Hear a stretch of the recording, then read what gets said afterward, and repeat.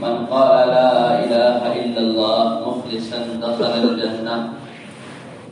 قيل وما إخلاصها يا رسول الله؟ قال أن تحجزه عن محارم الله. وقال النبي صلى الله عليه وسلم من عرف المسجد عرفه الله، أو كما قال عليه الصلاة والسلام.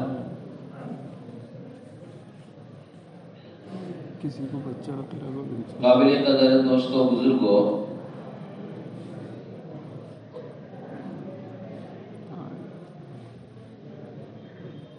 دعوت کے کام کو کرنا اور دعوت کے کام میں استقامت کے ساتھ موت تک چلنا اس شخص کے لیے آسان ہوگا جو اس کام کو اپنی ذات کو سامنے رکھ کر کرے گا.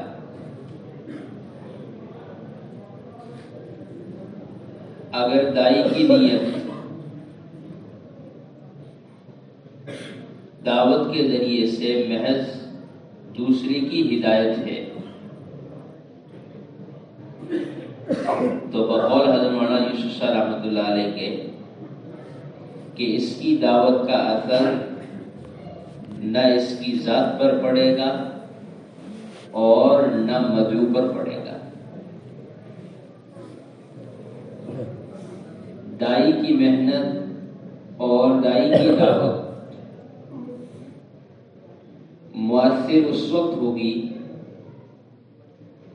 جب دائی اپنی ذات کو سامنے رکھ کر محنت کرے. اس لیے کہ دعوت سے مقصود محض دوسروں کی ہدایت نہیں ہے، بلکہ دعوت سے مقصود سب سے پہلے اپنی خود کی ذاتی ہدایت حاصل کرنا یہ مقصود ہے.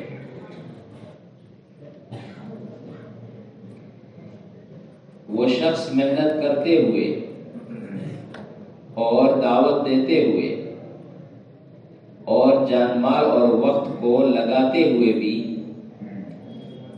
ہدایت کی سطح بلند نہ کر سکے گا جس کی نیت دعوت اور محنت کے ذریعے سے اپنی ذات بھی ہوگی. اس لیے کہ اللہ رب العزت نے ہدایت حاصل کرنے کے لیے سب سے بنیادی جو شرط بتلائی ہے وہ احتیاج اور اپنے آپ کو ہدایت کا محتاج سمجھنا ہے. احتیاج اور انابت یہ ہدایت حاصل کرنے کے لیے شرط ہے. یہدی الیہ من ینیب، اللہ نے قرآن میں فرمایا کہ ہم ہدایت اسے دیں گے اور محنت کے ذریعے سے کامیاب وہ ہوگا اور محنت کے ذریعے سے ہدایت کی سطح اس کی بلند ہوگی جو انابت کے ساتھ احتیاج کے ساتھ اپنے آپ کو محتاج سمجھ کر ہدایت کو حاصل کرنے کی محنت کرے گا.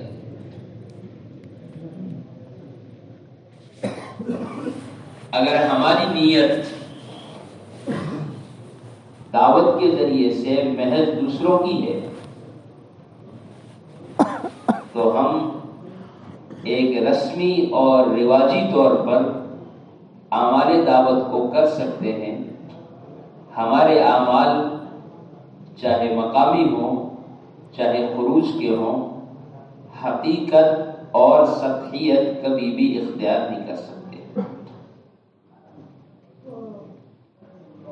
محنت میں جتنی رسمیت داخل ہوتی ہے اور کام کرنے والے جتنے محنت کو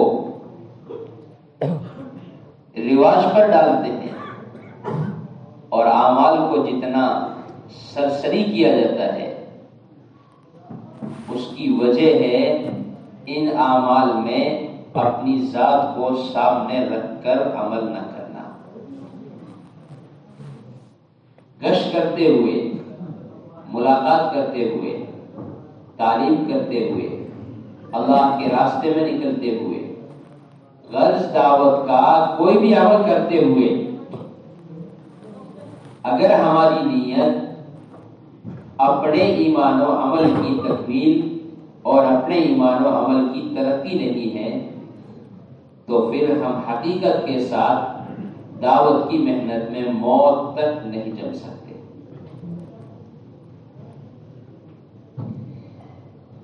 بہت دھیان سے سننا میری بات کو. کام میں لگ جانا یا کام کو کر لینا یہ کوئی محض قبول ہو جانے کی علامت نہیں ہے، بلکہ دعوت کے میدان میں آگے بڑھتے بڑھتے میدان دعوت میں زندگی پوری ہو جانا یہ قبولیت کی علامت ہے.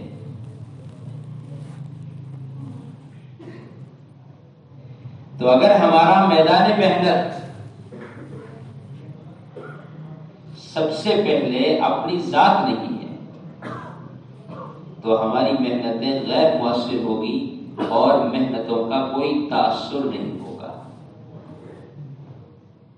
سارے اعمال مقامی اور خروج کے بے جان رہ جائیں گے اگر ہماری بنیاد اپنی ذات نہیں ہوگی.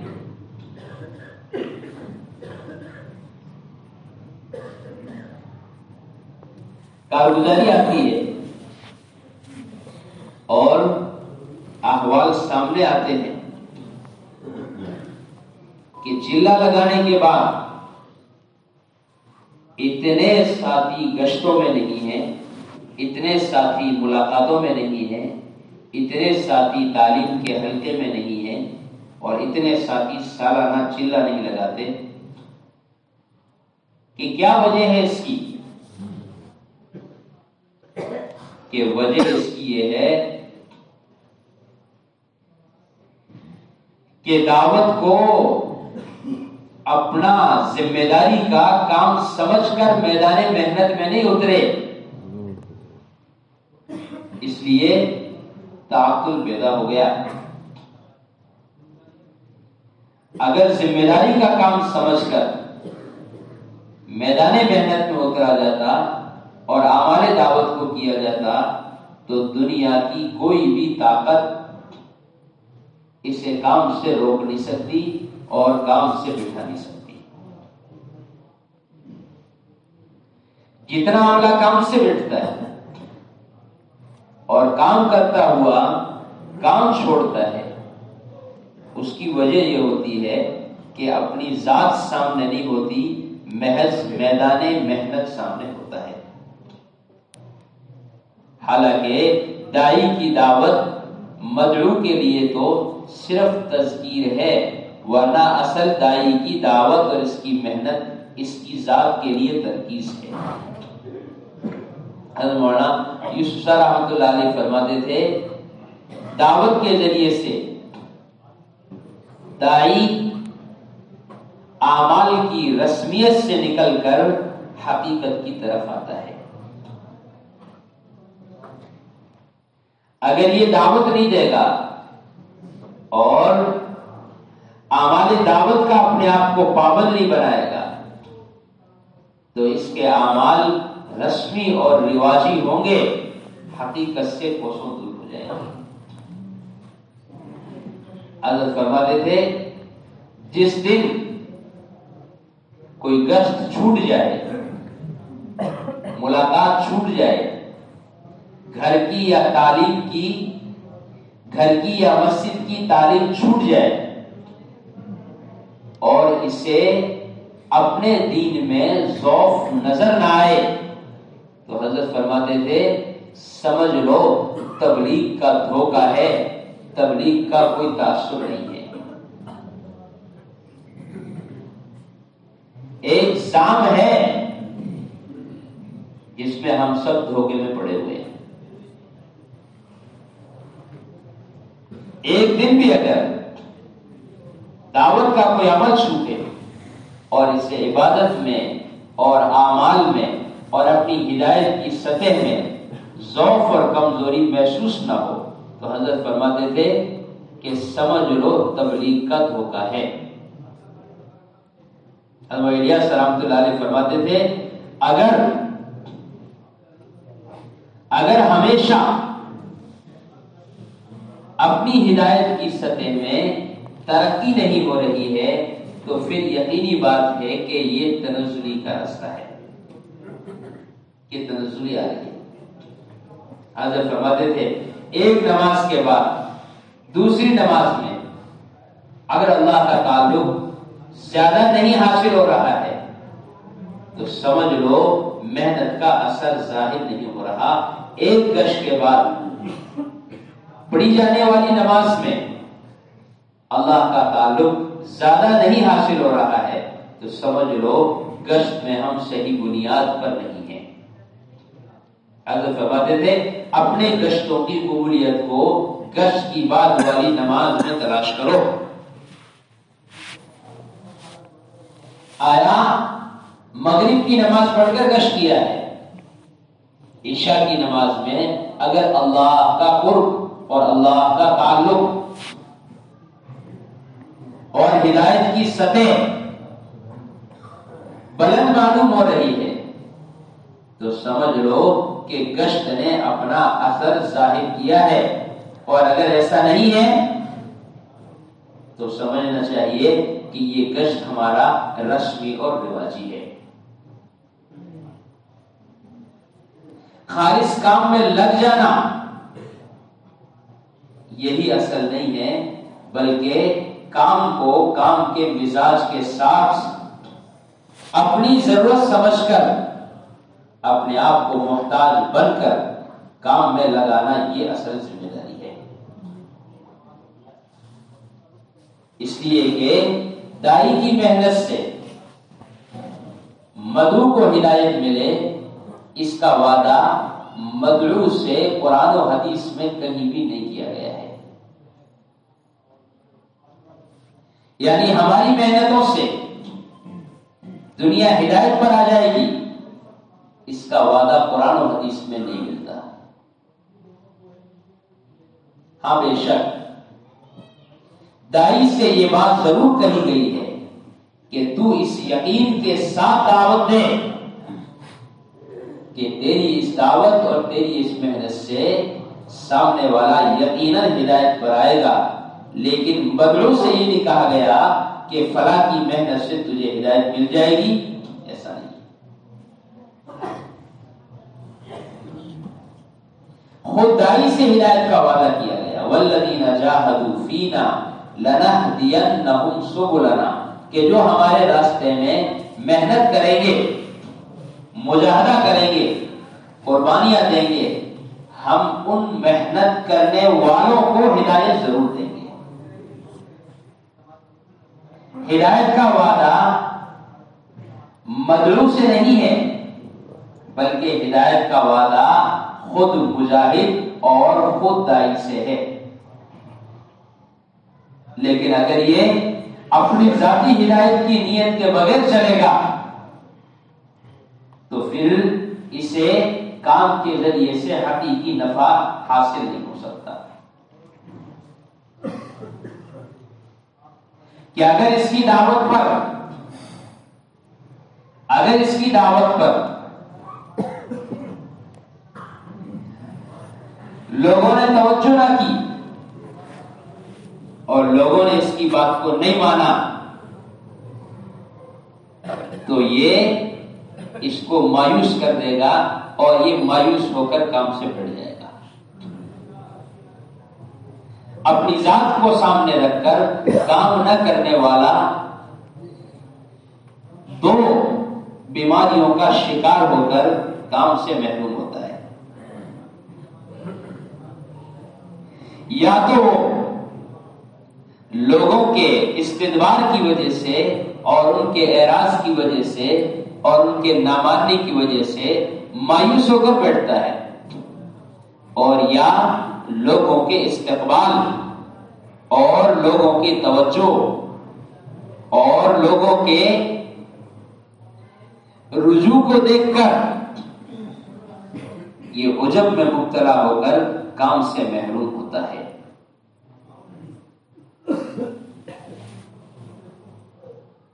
ہمارا کشف، ہماری ملاقات، ہمارا عمل اگر ہماری اپنی ذات کے لیے ہے تو لوگوں کا اعراض یا لوگوں کا استقبال ہمیں ذرے برابر بھی متاثر نہیں کرے گا، ورنہ مزاج میں مایوسی پیدا ہو جائے گی۔ نبوت کا مزاج یہ ہے کہ اپنی ذات کو سامنے رکھ کر محنت کی جائے، اور اس کا اثر یہ ہے کہ جتنا زیادہ اعراض اور جتنا زیادہ استدبار اور جتنا زیادہ انکار کہ دائی کی اتنی بڑی امید بڑھ جاتی ہے۔ یہ نبوت کا مزاج ہے۔ نبی اپنی محنت میں مایوس اس لیے نہیں ہوتے ہیں کہ وہ نتیجے کو سامنے رکھ کر نہیں چلتے، بلکہ اپنی ذات کو سامنے رکھ کر اور اللہ کے امر کو بنیاد سمجھ کر کام کرتے ہیں۔ نوح علیہ السلام کو 950 سال تک صرف 80 یا 82 لوگ ایمان لائے۔ اتنی تمام تر تکلیفوں کے باوجود جس چیز نے انہیں اپنی ذمہ داری پر ثابت قدم کیا وہ اس مزاج نے کیا تھا کہ ہم تو اللہ کی طرف سے کام کرنے کے مامور ہیں، نتیجے کے ہم مکلف نہیں ہیں۔ اور اگر یہ چیز سامنے نہیں ہوگی اور دائی کا یہ مزاج نہیں ہوگا تو یہ ذرا سا حال دیکھ کر اور ذرا سا اعراض اور استدبار دیکھ کر یہ مایوس ہو جائے گا کہ دیکھ لیا گشت کر کے، دیکھ لیا ملاقات کر کے، دیکھ لیا محنت کر کے، کوئی اثر نہیں ہوتا ہے۔ کہ جس کا اثر ظاہر کرنا، جس کا تجھے مکلف نہیں بنایا گیا، اس کے اوپر غور کرنا یہ تیری ذمہ داری نہیں ہے۔ ورنہ نبوت کا مزاج یہ ملے گا جتنا زیادہ اعراض ہے کہ اتنی بڑی اس سے امید ہے اور اتنی زیادہ اس پر محنت ہے۔ سب سے زیادہ محمد صلی اللہ علیہ وسلم کی دعوت کا انکار ابو جہل نے کیا۔ روایتوں میں ملتا ہے، تاریخ میں ملتا ہے، آپ علیہ الصلوۃ والسلام نے سب سے زیادہ دعوت ابو جہل کو دی۔ سب سے زیادہ دعوت ان کو دی۔ عمر رضی اللہ تعالیٰ عنہ کے بارے میں مکے میں مشہور تھا کہ خطاب کا گدھا ایمان نہیں لا سکتا، خطاب کا گدھا ایمان لا سکتا ہے، عمر ایمان نہیں لائے گا۔ مشرکین آ کر کہتے تھے یا رسول اللہ، ہم نے اتنی اور اتنی مرتبہ قسمیں کھائی ہے کہ ہم کلمہ نہیں پڑھیں گے، لیکن آپ کی مسلسل دعوت نے ہمارے قلوب کو متاثر کیا ہے۔ مشرکین کہتے ہیں، ایمان لانے کے بعد صحابہ فرماتے ہیں، ہم شرک کی اور جہالت کی حالت میں اللہ کے نبی ہمیں دعوت دینے آتے تھے، ہم آپ کی دعوت کا ایسا انکار کرتے تھے کہ ہمیں یقین ہو جاتا تھا کہ یہ شخص آئندہ دعوت لے کر ہمارے پاس کبھی نہیں آئے گا۔ لیکن دوسرے دن اللہ کے نبی علیہ الصلوۃ والسلام اس سے بڑا دل لے کر حاضر ہوتے تھے۔ ہم کہتے تھے کیا محمد آپ ہمارے ایمان لانے سے ابھی بھی مایوس نہیں ہوئے؟ کہ دائی اس وقت تک مایوس نہیں ہوتا جب تک مدعو کی ہدایت کا فیصلہ نہ ہو جائے اور یا یہ دنیا سے نہ چلا جائے اور یا نبی کی زندگی پوری نہ ہو جائے، کہ دائی اس وقت تک مایوس نہیں ہوتا۔ لیکن کب؟ کہ دعوت سے مقصود اپنی ذات ہوگی اس وقت۔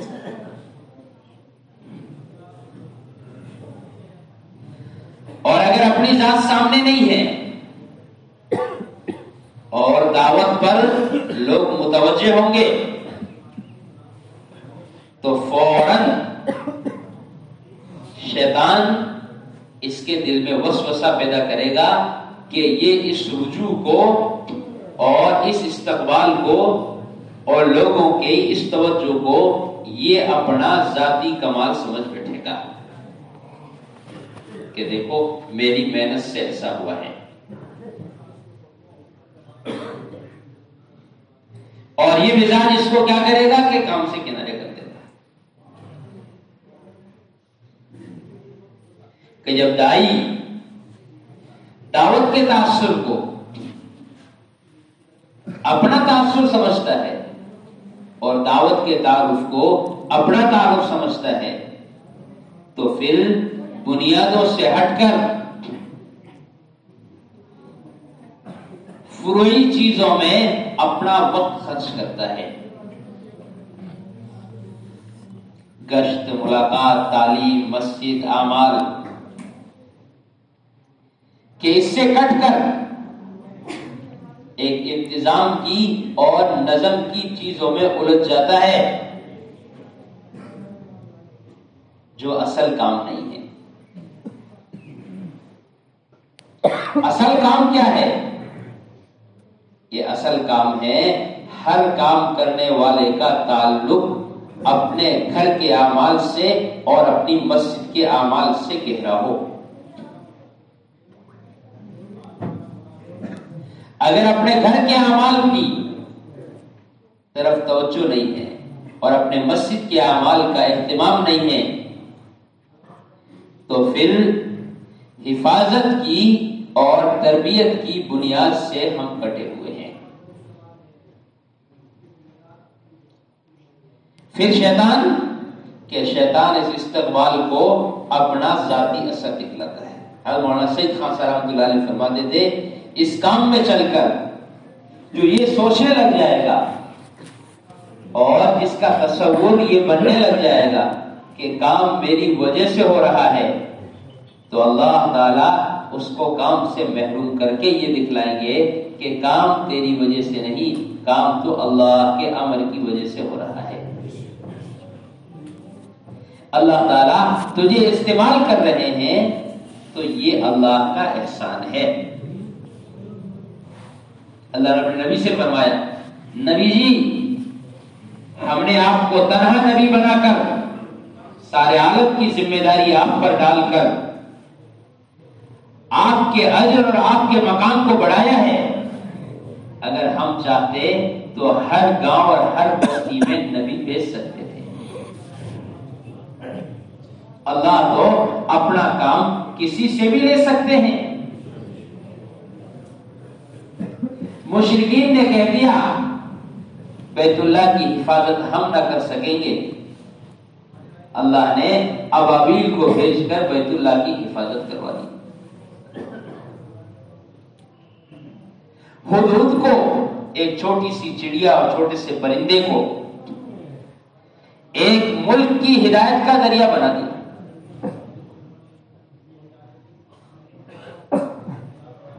اللہ تو کام لینے پر آتا ہے تو کسی سے بھی لے لیتا ہے۔ اس کا شکر ہے، اس کا احسان ہے کہ اللہ ہمیں اپنے فضل و کرم سے استعمال کر رہے ہیں۔ لیکن ہمیں سوچنا یہ ہے اور فکر یہ کرنی ہے کہ کام کو کرتے ہوئے ہم کام کے مقصد تک کتنا پہنچے ہیں۔ یہ کوئی چیز نہیں ہے کہ صاحب کام ہوا تو اتنی جماعتیں نکل گئی، کام ہوا تو اتنا مجمع ہو گیا، کام ہوا تو اتنا ہو گیا، کہ یہ تو محنت کا وہ اثر ہے جو دوسروں پر ظاہر ہوا ہے۔ کہ ہمیں یہ دیکھنا ہے کہ محنت کا تاثر ہماری اپنی ذات پر کتنا ہو رہا ہے۔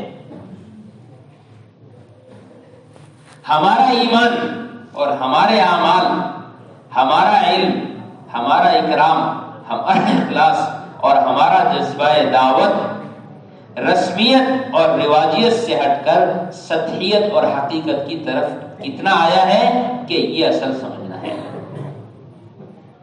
مولانا الیاس رحمۃ اللہ علیہ فرماتے تھے ہمارے کام کی بنیاد وہ ہر امتی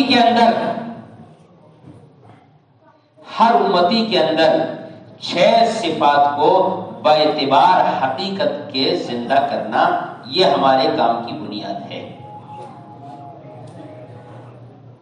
ہمیں یہ سوچنا ہے کہ ان تمام محنتوں سے، قربانیوں سے ہم ایمان کی حقیقت تک کتنے پہنچے ہیں۔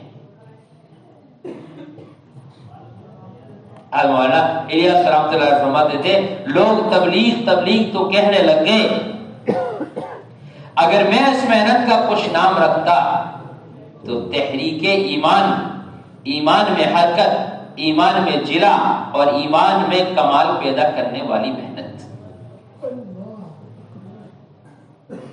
کہ ہمیں یہ غور کرنا ہے کہ ہم محنت کے راستے سے ایمان کی حقیقت تک کتنے پہنچے ہیں۔ ایمان کی حقیقت کیا ہے؟ کہ الفاظ کا یاد ہو جانا، اس کے مفہوم کا یاد کر لینا، یا اس پر بیان کر لینا کہ یہ سب تو ایمان کے الفاظ ہیں، حقیقت اس کی یہ نہیں ہے۔ حقیقت اس کی کیا ہے؟ یہ حقیقت اس کی یہ ہے کہ ایمان ہمیں اللہ کی نافرمانی سے کتنا بچا رہا ہے۔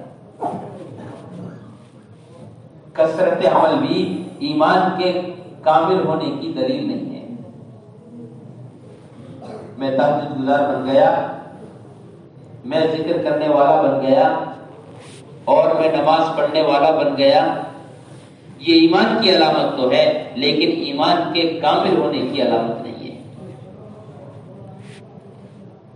کثرت عمل یہ ایمان کے وجود کی تو علامت ہو سکتی ہے لیکن ایمان کے کامل ہونے کی علامت کثرت عمل نہیں ہے،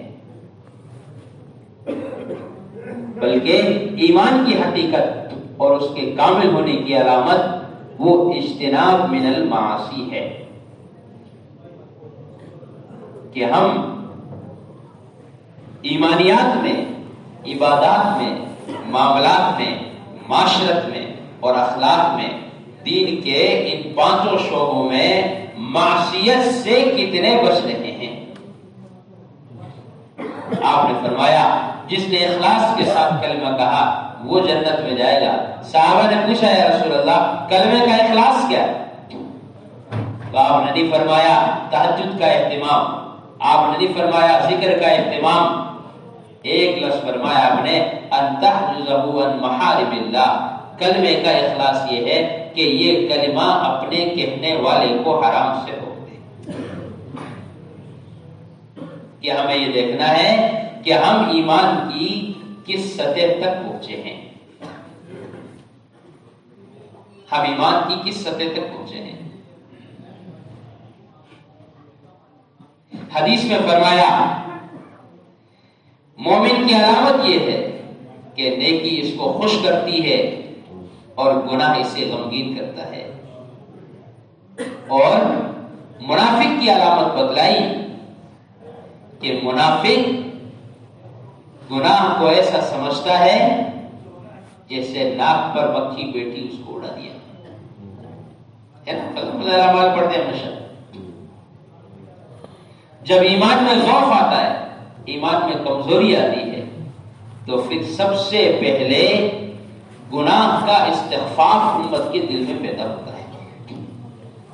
اور پہلے استغفار صغائر کا آتا ہے کہ صغائر کا استغفار جب اسے صغائر پر ڈال دیتا ہے تو صغائر کی عادت اس کے دل میں کبائر کا استغفار پیدا کر دیتی ہے، اور جب یہ استغفار کی وجہ سے کبائر پر آ جاتا ہے تو پھر کبائر کی عادت یہ اس کے دل سے ایمان کو ختم کر دیتی ہے۔ آج ہماری نظر اعمال پر تو ہے، لیکن امت کی نظر اجتناب من المعاصی پر نہیں ہے۔ صغیرہ ہے علماء سے معلوم کرنا، صغیرہ اس وقت ہے جب بے دھیانی میں ہو جائے، اچانک ہو گیا۔ اگر کبیرہ گناہ بے دھیانی میں ہو گیا تو بھی بغیر توبہ کے معاف نہیں ہوگا، اگر صغیرہ گناہ بے دھیانی میں ہو گیا ہے تو وہ دوسرے اعمال سے بغیر توبہ کے معاف ہو جائے گا۔ لیکن اگر کسی صغیرہ گناہ کو جان بوجھ کر کیا ہے تو یہ صغیرہ نہیں ہے بلکہ یہ کبیرہ ہے۔ صغائر کا استغفار کبائر پر ڈالتا ہے اور کبائر کا استغفار ایمان سے محروم کر دیتا ہے۔ تو ایمان کی حقیقت یہ کہ ایمان والا تمام شعبوں میں اللہ کی نافرمانی سے بچنے والا بن جائے۔ اس کے لیے ہمیشہ ایمان کو بنانے کی مسلسل محنت ہے۔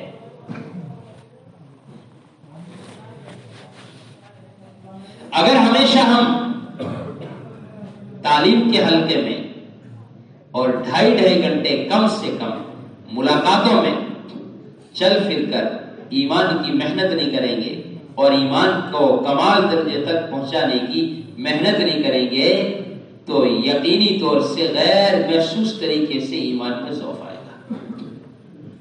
آپ کہو گے صاحب ایمان کیا گشتوں سے اور ملاقاتوں سے اور تعلیم کے حلقوں سے ہی بنتا ہے، کوئی دوسرا طریقہ نہیں ہے ایمان کی تعلیم کا؟ کہ سیرت میں نہیں ملتا، احادیث میں نہیں ملتا کہ جس محنت کو کرنے کے بعد صحابہ یوں کہہ رہے ہوں کہ ہم یہ محنت اس لیے کر رہے ہیں تاکہ ہمارا ایمان بڑھ جائے، سوائے ان گشتوں اور ملاقاتوں کے، سوائے ان گشتوں اور ملاقاتوں کے نہیں ملتا۔ بے شک احادیث میں بیان کیا گیا ہے، اور اعمال سے بھی ایمان بڑھتا ہے، ایمان میں تقویت آتی ہے۔ لیکن صحابہ جس محنت اور جس عمل کو کرنے کے بعد یوں کہیں ہم عمل یہ اس لیے کر رہے تاکہ ہمارا ایمان بڑھ جائے، وہ ہمیشہ اپنی مسجد کو وقت دے کر مسجد کے اطراف میں گشتیں اور ملاقاتیں کرنا ہے۔ معاذ بن جبل، ابو ہریرہ، عبداللہ بن رواحہ، ابی بن کعب رضی اللہ عنہم، ان تمام صحابہ کا معمول حدیثوں میں نقل کیا، مسجد کے باہر گشت کرتے اور کہتے تعال بنا، اجلس بنا، قم بنا، کھڑے ہو ہمارے ساتھ، بیٹھو ہمارے ساتھ، اپنے رب پر ایمان لاتے ہیں۔ کیا ایمان والے نہیں تھے؟ حضرت عمر رضی اللہ عنہ کسی نے پوچھا آپ ایسا کیوں کرتے ہیں؟ فرمایا لکے نزداد ایماننا، اس لیے کر رہے ہیں تاکہ ہمارا ایمان بڑھ جائے۔ جن کا ایمان نمونہ تھا، ایسی طاقت ایمان کی کہ جس گلی سے گزر جائے شیطان اس گلی میں سامنے نہیں آ سکتا تھا، ایسا ایمانی پاور اور ایسی ایمانی طاقت تھی۔ اس کے باوجود ایمان پر اطمینان نہیں تھا، بلکہ ایمان کے بارے میں اللہ کا خوف اور اللہ کا ڈر تھا۔ علماء نے اسی طرح لکھا ہے مومن کے دل میں اگر ایمان کا خوف ہے اور ایمان کے بارے میں اللہ کا ڈر ہے تو یہ اس کے مومن ہونے کی علامت ہے، اور اگر یہ ایمان کے بارے میں غافل ہے اور مستغنی ہے اور مطمئن ہے اور اس کے پاس ایمان کا زام ہے تو یہ اس کے ضعف ایمان کی دلیل ہے. قالت الاعراب آمنا قل لم تؤمنوا ولكن قولوا اسلمنا. اس آیت کی تفسیر میں مولانا شبیر صاحب عثمانی رحمۃ اللہ علیہ لکھا ہے ایمان کا دعویٰ خود ضعف ایمان کی علامت ہے. مومن کبھی ایمان کا دعویٰ نہیں کر سکتا. ایمان کیا سیکھے کلمہ پڑھا ہے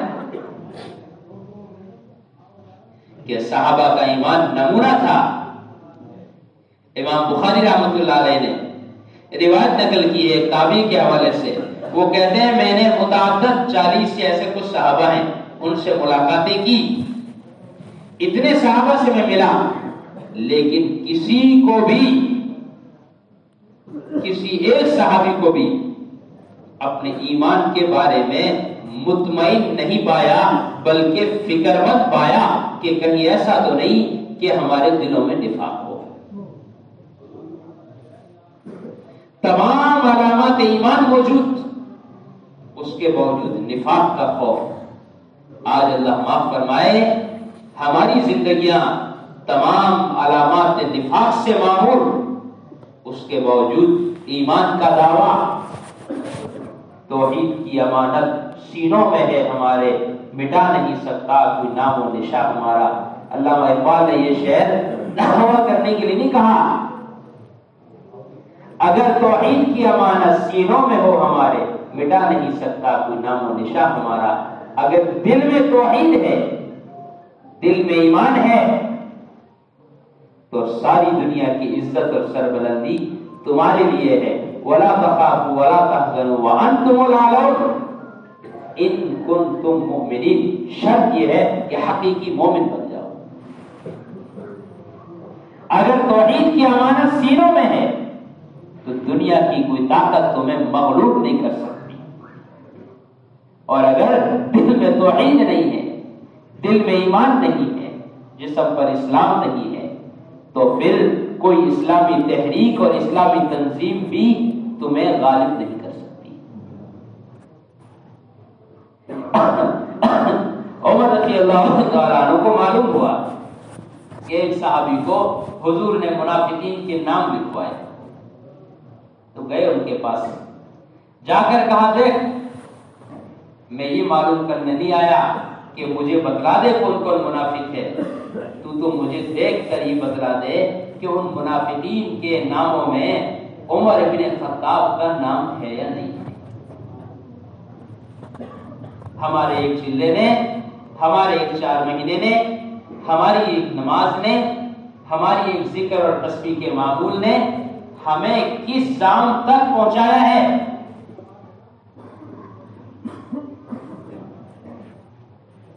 حضور بشارت دے رہے ہیں کہ میں نے سفر معراج میں دیکھا ایک خوبصورت سفید موتی کا محل. میں نے پوچھا کس کا ہے؟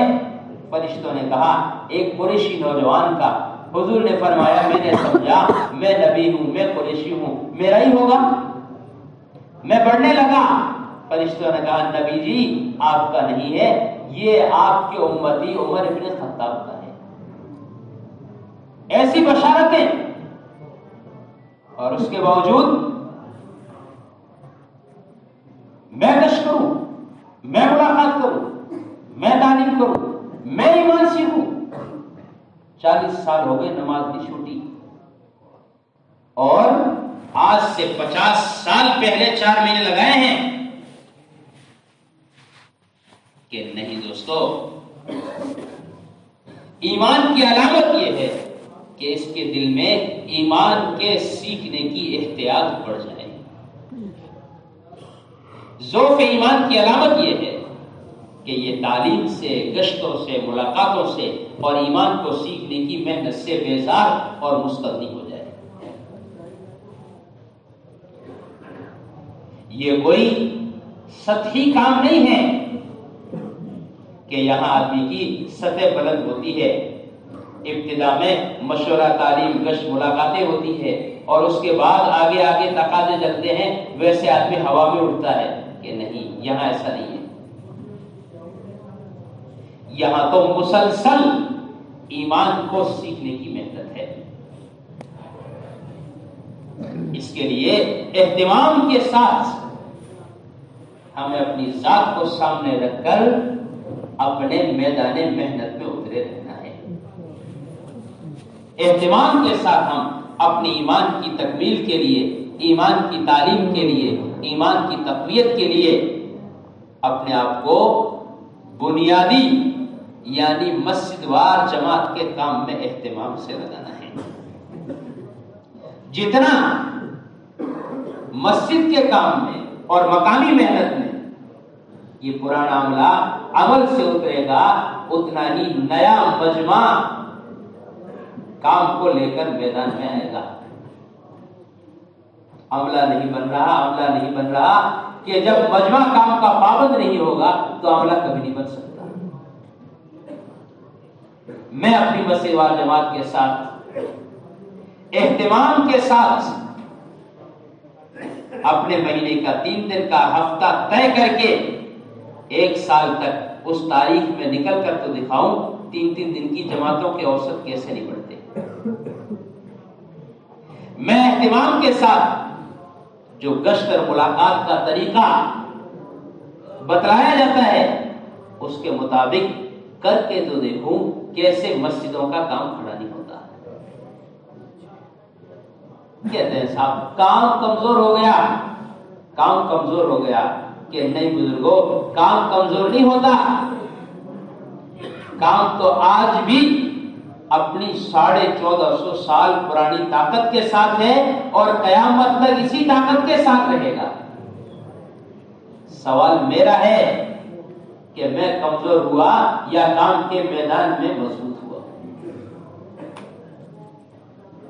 تو ہمیں سمجھنا ہے باعتبار حقیقت کے ہم صفات میں کتنے آگے بڑھے ہیں. یہ کام میں آگے بڑھنا ہے، کام میں مدت گزارنا. بقر علیہ السلام علیہ کے کام میں مدت گزارنا یہ کوئی استقامت کی علامت نہیں ہے کہ میں کام میں کو جمع ہوا ہوں اس لیے کہ میں کام میں اتنے زمانے سے لگا ہوا ہوں، کہ نہیں، کام کے ذریعے سے صفات میں کتنا آگے بڑھا ہو، صفت ایمان کتنی حاصل ہوئی، اور میں صفت صلاۃ پر کتنا آیا، میری نماز کیسی بنی ہے. ان الصلاۃ تنہی عن الفحشاء والمنکر کہ نماز کا اثر یہ ہے کہ نماز اس کو بے حیائی اور بری بات سے یقیناً روک دیتی ہے. اور اللہ کے قرب کا سب سے بڑا ذریعہ وہ نماز ہے. لیکن اگر نماز غفلت کے ساتھ ہے، سستی کے ساتھ ہے، لاپرواہی کے ساتھ ہے، تو عبداللہ بن مسعود اور عبداللہ بن عباس رضی اللہ عنہ دونوں فرماتے ہیں یہ نماز اس کو اللہ سے قریب کرنے کی بجائے اللہ سے دور کرے گی. اگر نماز صحیح نہیں ہے اور نماز اہتمام کے ساتھ نہیں ہے تو اس نماز کا فریضہ تو ادا ہو جائے گا، لیکن اس نماز سے بجائے اللہ کے قرب کے اللہ سے بعد پیدا ہوگا. اہتمام ہو ہماری نمازوں کا، اپنی نمازوں کو جاندار بنائیں اور اپنے آپ کو تھکائیں عبادت کے اندر، کہ جب تک انسان عبادت میں اپنے آپ کو نہیں تھکائے گا اس وقت تک خالص دعوت سے دل کی غفلت نہیں ٹوٹے گی. دل کی غفلت نہیں ٹوٹے گی. ایک مسجد وار جماعت سے ہم نے پوچھا کہ مشورے میں آپ کتنے بیٹھتے ہیں؟ کہ ہم 20 ساتھی بیٹھتے ہیں مشورے میں. میں کہا فجر میں کیا کرو مشورہ؟ کہنے لگے فجر میں ساتھی کم ہوتے ہیں. ہم نے کہا جو ساتھی فجر کی نماز چھوڑ کر مشورہ کریں گے وہ ساتھی کیا دین زندہ کریں گے؟ یہ حال ہے ہماری نمازوں کا. خالص تبلیغ، خالص پھرنا، خالص اعمال کہ یہ کوئی چیز نہیں ہے جب تک عبادت کے ساتھ نہ ہو.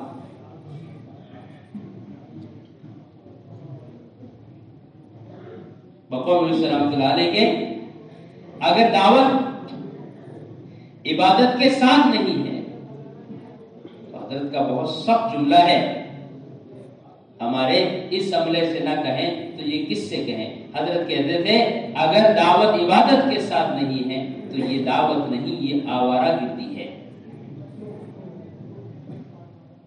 سوچیں ہماری نمازوں کا کیا حال ہے، کیسی غفلت ہے ہماری نمازوں میں اور کیسی سستی ہے ہماری نمازوں میں۔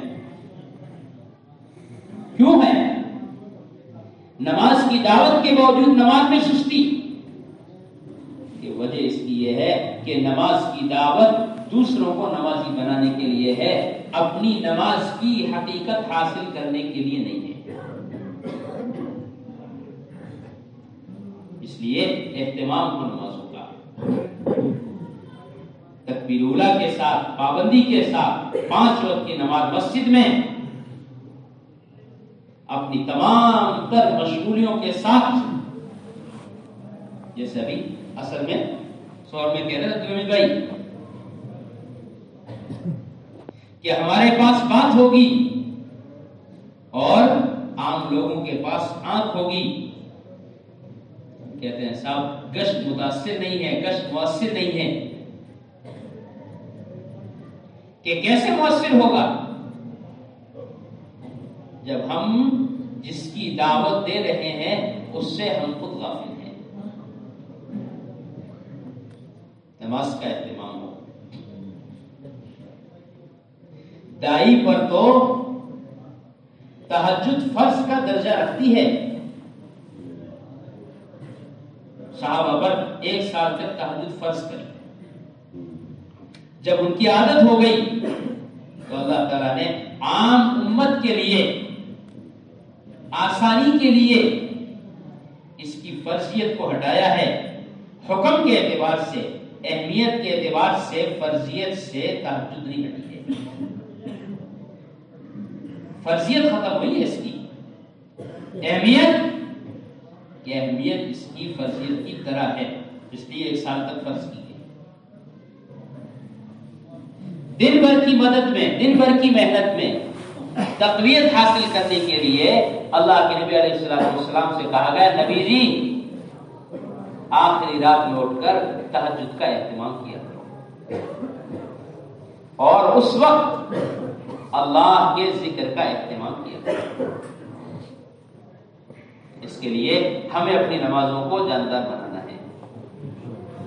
اشراق کا، چاشت کا، اوابین کا، تہجد کا اہتمام ہو، اور جب بھی کوئی حاجت پیش آ جائے تو صحابہ کی طرح ہمارا رخ نماز کی طرف اور مسجد کی طرف ہو۔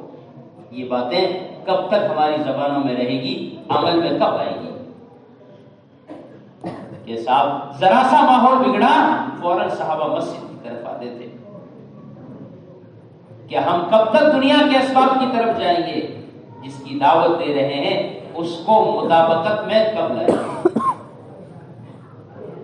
کہ ہم فوراً اپنے سبب پر عمل کو مقدم کریں۔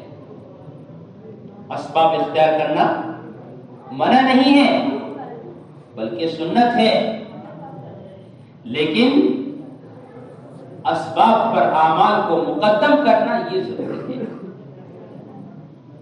اسباب کو چھوڑنا اعلیٰ درجے کی جہالت ہے۔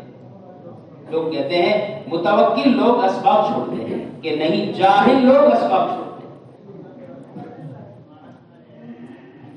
ترک اسباب جہالت ہے، ترک اسباب تقویٰ ہے، توکل ہے، کہ نہیں، ترک اسباب توکل نہیں ہے، ترک اسباب بھیک مانگنا اور ترک اسباب جہالت ہے۔ جو یوں کہے کہ میں بغیر اسباب کے دین کا کام کروں گا تو اس کا ترجمہ یہ ہے کہ میں بھیک مانگ کر دین کا کام کروں گا، میں بھیک مانگ کر دین کا کام کروں گا۔ تمام انبیاء کو اللہ تعالیٰ نے اسباب دیے ہیں، تمام صحابہ کو اللہ تعالیٰ نے اسباب دیے ہیں، لیکن مزاج یہ بنایا کہ ان اسباب پر اعمال کو مقدم کرنا کہ یہی قربانی ہے، اس کا نام قربانی ہے۔ کہ کھیتی نہ کرو، کہ نہیں کھیتی کرو، پک کر تیار ہو جائے، کٹنے کا موقع آ جائے، تقاضا آ گیا نکلنے کا، اب یہ مت کہو کہ ہمارا رزق تو کھجوروں سے متعلق ہے، اگر یہ برباد ہو گئی تو ہم بھوکے مر جائیں گے، کہ اب یہ ایمان کے خلاف ہے۔ ترک اسباب جہالت ہے، اور اسباب پر یقین، کہ اسباب پر یقین یہ کفر ہے۔ ترک اسباب کوئی چیز نہیں ہے،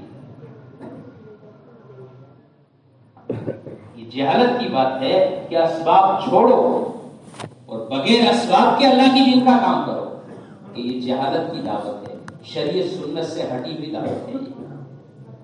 اس کی اتباع بھی جہالت، اس کی تائید بھی جہالت، اور اس میں شرکت بھی جہالت، اس کو سننا بھی جہالت ہے۔ ترک اسباب کوئی چیز نہیں ہے، اسباب کا انکار مقصود ہے، اسباب کا تاثر اور یقین نکالنے کے لیے، لیکن ترک اسباب یعنی اسباب چھوڑنا یہ مقصود نہیں ہے۔ ہم اپنے سبب پر عمل کو مقدم کریں۔ بیماری آ گئی، پہلے نماز پڑھیں گے، صدقہ کریں گے، اس کے بعد سبب بھی اپنائیں گے۔ اے صاحب یا رسول اللہ، میں تجارت کے لیے بحرین جانا چاہتا ہوں۔ آپ نے فرمایا اللہ کے دین کا کام کرو، کیا تجارت میں لگے ہو؟ آپ نے فرمایا پہلے 2 رکعت نماز پڑھو، کہ رزق تجارت میں نہیں ہے، رزق نماز میں ہے۔ یقین نماز پر رکھو، اختیار سبب بھی کرو۔ ہم ہر حال میں نے عرض کیا عمل سے دعوت یہ اصل ہے، اپنے اسباب کو ہم مؤخر کریں اعمال پر، دکان کو، تجارت کو، ملازمت کو، کہ ہم مؤخر کریں نماز کے لیے اور اعمال کے لیے۔ اپنی نمازوں کو جاندار بنائیں، تہجد اہتمام سے ہو۔ دائی کے گھر میں تہجد نہیں، دائی کے گھر میں تہجد نہیں، کہ ساری دنیا کو احکامات کی طرف لانے والا دن بھر کی محنت میں تقویت کیسے حاصل کرے گا بغیر تہجد کے؟ دن بھر کی محنت میں معاونت ملے گی، مدد ملے گی تہجد کی محنت سے۔ الیاس صاحب فرماتے تھے ہم اس وقت تک محنت میں کامیاب نہ ہوں گے جب تک دن کی محنت کے مقابلے میں رات کی محنت کی مقدار ہماری نہیں بڑھے گی۔ ہماری مسجدوں میں تو ایسا معمول ہو کہ مسجد و جماعت کی الگ الگ ترتیب بنے، 2 گھنٹے مسجد و جماعت کے یہ 5 آدمی مسجد کے اندر اعمال کریں گے، عبادت کریں گے، تلاوت کریں گے، ذکر کریں گے، تہجد پڑھیں گے 10 بجے سے 12 بجے تک۔ 12 بجے یہ اپنے گھر جا کر سوئیں گے، اور 12 سے 2 بجے جن 5 آدمیوں کا طے ہے وہ 12 بجے اپنے گھر سے اٹھ کر مسجد میں آ کر اعمال کریں گے، 2 بجے سے 4 بجے تک، 4 بجے سے 6 بجے تک، کہ مسجد و جماعت دن بھر مسجد میں آ رہی جائے، رات بھر مسجد میں آنے جانے کا معمول زندہ ہے۔ کہ جب یہ ماحول بنے گا تو پھر آپ دیکھیں گے پورا محلہ اس کے اثر سے فجر میں آ کر حاضر ہوگا۔ ہم خود غفلت کے ساتھ ہیں تو امت کی غفلت تو کبھی دور نہیں ہو سکتی۔ اس کے لیے نمازوں کا اہتمام اور نوافل کا اہتمام، مسجدوں کے اندر فضائل کی تعلیم کا اہتمام، اپنے گھر کی اور مسجد کی دونوں تعلیم کا اہتمام ہے۔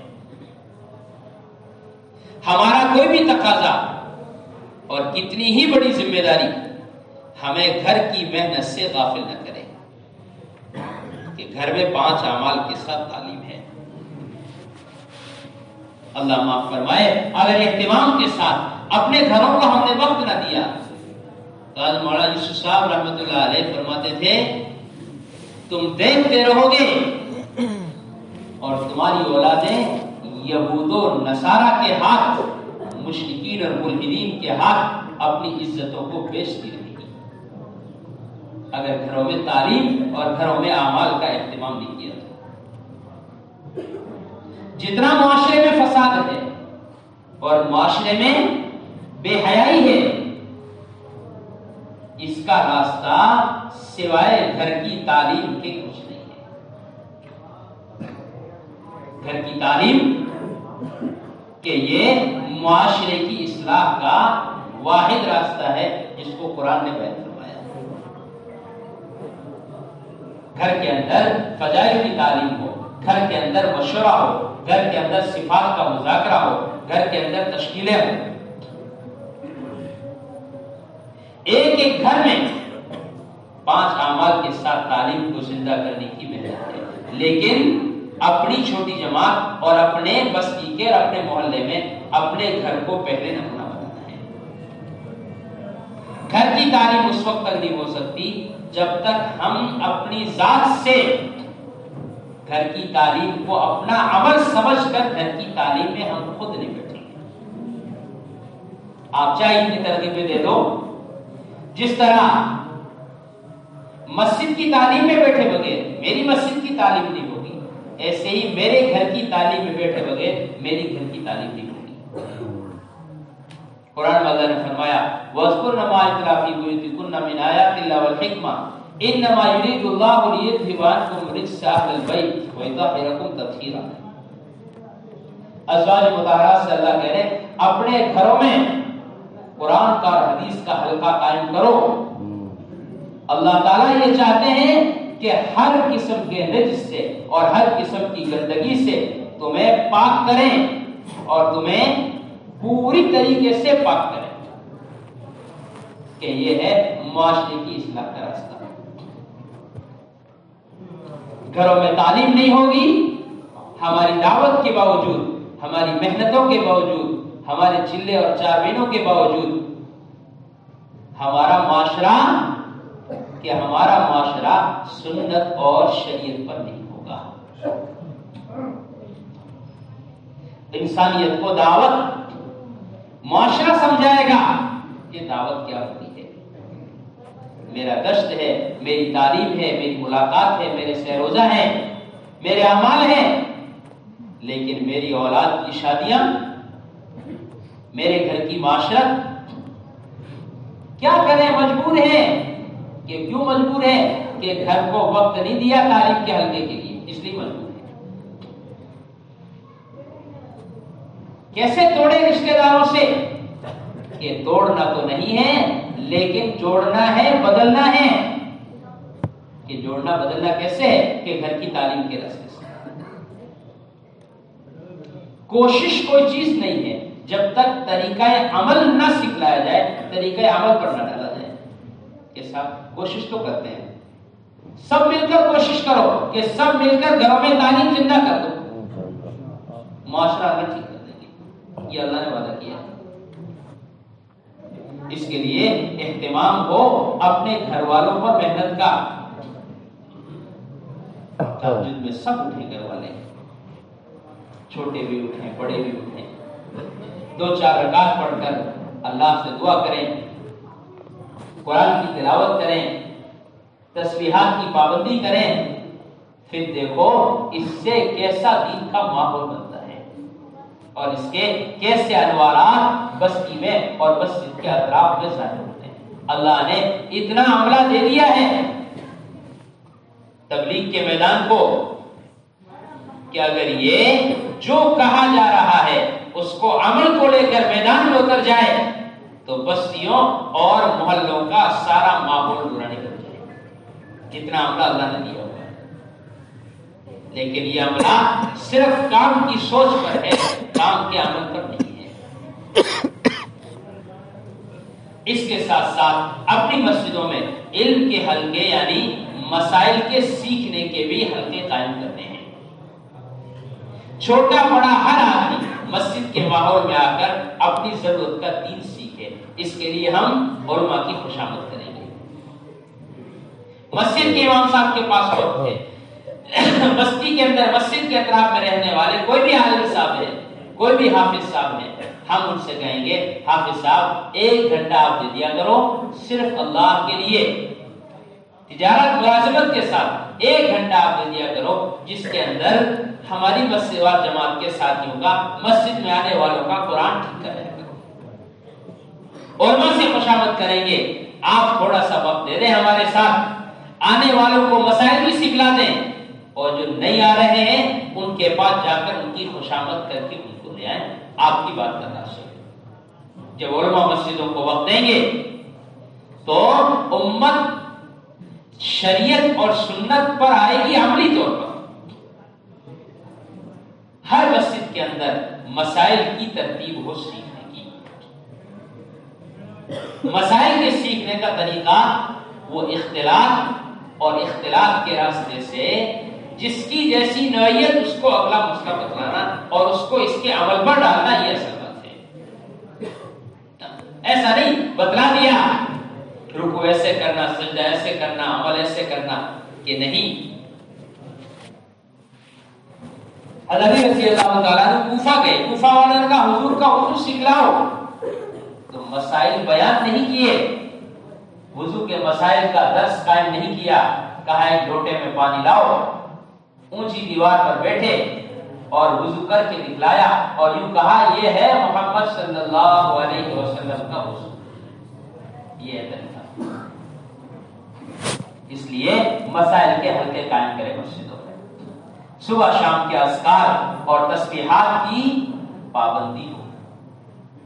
اتباع سنت سب سے بڑا ذکر ہے. جو سنت کا پابند ہے وہ سب سے بڑا ذاکر ہے، جو سنت کا تارک ہے وہ سب سے بڑا غافل ہے. کرامت کا ظاہر ہونا یہ ولایت کی علامت نہیں، متبع سنت ہونا ہی ولایت کی علامت ہے. اس لیے سنتوں کا اہتمام. مسنون دعاؤں کی پابندی. اب ایسا فرماتے تھے مسنون دعاؤں نے قبولیت کا راستہ دیکھ رکھا ہے، کہ قبول ہوئی دعائیں ہیں. جو دعائیں اللہ کے نبی علیہ السلام کی زبان مبارک سے نکلی ہے وہ دعائیں تو قبول ہو چکی. جتنا ذخیرہ اللہ کے نبی علیہ السلام نے اپنی امت کو دعاؤں کا دیا ہے، کسی نبی نے اپنی امت کو دعاؤں کا اور معوذات اور حفاظت کا اتنا ذخیرہ نہیں دیا. حدیث میں فرمایا جو شخص صبح اور شام 10 مرتبہ قل هو اللہ احد پڑھ لے گا، شیطان اپنی تمام تر کوششوں کے باوجود اس کو گناہ نہیں کروا سکتا. ہم الزام لگائے شیطان پر، ہم الزام لگائے باطل ماحول پر. دیکھیں حضور نے حفاظت کے کیا اسباب دیے ہیں. اس لیے اذکار کی پابندی ہو، تسبیحات کی پابندی ہو، ذکر کے لیے اپنے آپ کو فارغ کیا جائے، باوضو بیٹھ کر ذکر کیا جائے. اب الیاس حضرت فرماتے تھے اللہ کے دھیان کے بغیر کیا جانے والا ذکر دل میں سستی پیدا کرتا ہے. بے شک ذکر چلتے پھرتے اٹھتے بیٹھتے ضرور کرنا چاہیے، لیکن جو معمولات اور تسبیحات ہیں یہ چلتے پھرتے نہیں ہے، یہ یکسو ہو کر اور ساری دنیا سے کٹ کر. تبتل قرآن نے کہا ہے کہ ساری دنیا سے کٹ کر اللہ کے ساتھ تنہائی میں اللہ کا ذکر ہو، باوضو بیٹھ کر قبلہ رخ ہو کر. یہ 3 تسبیحات اگر آدمی صحیح طریقے اور اصول سے پڑھے تو اس کے بہت بڑے اثرات ہیں. سب سے بڑا ذکر قرآن کی تلاوت ہے، قرآن کو سیکھنا اور اس کو اہتمام سے پڑھنا. اب اسے فرمایا اللہ کا قرب بندے کو اس چیز سے بڑھ کر کسی اور چیز سے حاصل نہیں ہو سکتا جو خود اللہ کی ذات سے نکلی ہے، یعنی اللہ کا کلام. اب الیاس صاحب فرماتے تھے میں نے تمام معمولات کر کے دیکھے، لیکن جتنا اللہ کا قرب تہجد میں قرآن پڑھ کر دیکھ کر پڑھنے سے ملا، اتنا کسی اور عمل میں اللہ کا قرب محسوس نہیں ہوا۔ تہجد میں اٹھ کر قرآن کا اہتمام ہو، لمبے لمبے معمولات کا کچھ شوق ہوتا ہے لیکن قرآن سیکھنے اور قرآن پڑھنے کا شوق۔ عثمان رضی اللہ عنہ فرماتے ہیں مسلمان کا سب سے برا دن ہے وہ جس میں یہ قرآن کو کھول کر دیکھ کرنا پڑے۔ ہمارے کیا معاملہ ہے؟ اہتمام کے ساتھ قرآن کی تلاوت، معمولات کا اہتمام ہو، اپنے معاملات اور معاشرت کو اپنوں کے درمیان غیروں کے درمیان سب کے لیے شریعت و سنت کے مطابق، ہر عمل میں اللہ کی رضا کا جذبہ ہو۔ اگر اللہ کی رضا کے علاوہ کوئی اور جذبہ ہے محنت میں اور عمل میں تو پھر انسان غیر محسوس طریقے سے کام سے کنارے ہو جاتا ہے۔ اخلاص کی علامت یہ ہے کہ مدح و ذم برابر ہو، ہمیں کسی کی تعریف سے کوئی خوشی نہ ہو اور ہمیں کسی کی مذمت اور برائی سے کوئی غم نہ ہو۔ ہمارا کام تو صرف اللہ کی رضا کے لیے ہے۔ حدیث میں فرمایا اگر اللہ کے علاوہ، اللہ کو راضی کرنے کے علاوہ کسی اور نیت سے کوئی عمل کیا گیا تو اللہ رب العزت قیامت میں کہیں گے جس کو دکھلانے کے لیے عمل کیا اجر اسی سے جا کر لے لیا جائے۔ اس کے لیے اخلاص کا اہتمام۔ سوء خاتمے کا سب سے بڑا اندیشہ ہوتا ہے انسان کے اخلاص کی کمی کی وجہ سے، کہ انسان کس نیت سے محنت کر رہا اور کس نیت سے عمل کر رہا ہے، کیا جذبہ ہے اس کا۔ نیت اس کا نام ہے کہ اس کے اندر کے جذبے کا نام ہی نیت ہے۔ اس کا کیا جذبہ ہے محنت کرنے کا، کہ یہ محنت سے شہرت چاہتا ہے یا محنت سے عزت چاہتا ہے یا محنت سے اپنی حیثیت بنانا چاہتا ہے یا محنت سے اپنے آپ کو بدلنا چاہتا ہے۔ حضرت رحمۃ اللہ علیہ نے حیدر صحابہ واقعہ نقل کیا عثمان کا، میدان قتال میں کئی مشرکین کو ٹھکانے لگایا اور اس بہادری کی بنیاد پر احد کا میدان صحابہ کے ہاتھ میں آ گیا۔ صحابہ جمع ہوئے، عثمان کے پاس گئے اور جا کر کہا بھائی مبارک ہو، تو نے بہت بڑا کام کیا، بہت محنت کی، تھکا ڈالا اپنے آپ کو۔ تو کہنے لگا مجھے کس چیز کی بشارت دے رہے ہو؟ میں نے تو اس لیے کیا ہے کہ تم مدینے والے میری قوم کے لوگ ہو، میں نے تو قوم کی حمایت میں کیا ہے۔ روایت میں ہے آگے جب اس کے زخم بڑھ گئے تو خود اپنے ہاتھ سے اپنے آپ کو ہلاک کر دیا۔ حضرت فرماتے تھے سوء خاتمے کا اندیشہ بے اخلاصی کی بنیاد پر پیدا ہوتا ہے۔ ہمارے کیا جذبات ہیں کہ محض اللہ کی رضا کے لیے کام، ہماری محنتیں محض اللہ کی رضا کے لیے ہے۔ یہ تمام چیزیں زندگی میں آئے گی جان مال اور وقت کو مشورے کے تابع کرنے کی بنیاد پر۔ جان مال لگانا ہی اصل نہیں ہے بلکہ جان مال اور وقت کو مشورے کے اور اطاعت کے تابع کرنا ہی اصل ہے۔ اس کے لیے اپنا جان مال اور وقت لے کر اللہ کے راستے میں اپنی ذمہ داری سمجھ کر دینا ہے، اور اس میں تاخیر اور سستی ہونے پر یہ یقین کرنا ہے کہ ہم اللہ کے غضب اور غصے کے مستحق ہیں اگر اللہ کے دین کے تقاضوں میں سستی ہو رہی ہے۔ اس کے لیے دوست بزرگوں طے کرو انشاءاللہ دعوت کے کام میں اپنے آپ کو محتاج بنا کر، اپنی ذات کو سامنے رکھ کر ان صفات کو زندگیوں میں لانے کے لیے اپنی قربانیاں بڑھائیں گے اور سالانہ 6 مہینے فارغ کریں گے انشاءاللہ۔